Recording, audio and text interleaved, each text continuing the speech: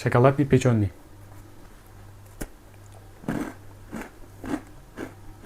To'rt yuz gramm un olamiz. 200 gramm sливочный massa sovuramiz.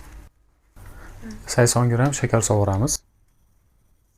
1 choy qoshiq vanilin shakarini sovuramiz.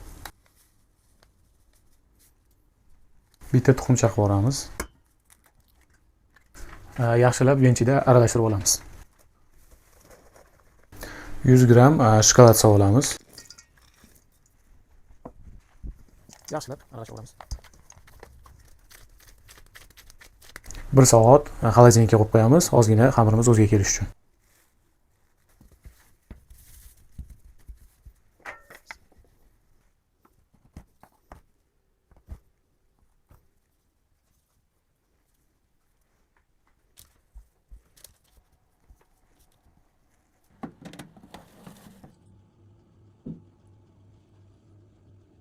Obunachilar, uy sharoitida shokoladli pechonni tayyorlab ko'rdik. Bemalol qilib ko'rsalar ham bo'ladi. Retsepti kommentariyada bo'ladi. Inshaalloh manfaatli bo'lgan bu videomiz. Bitta like bosib keting, tatib ko'ramiz. Bismillah.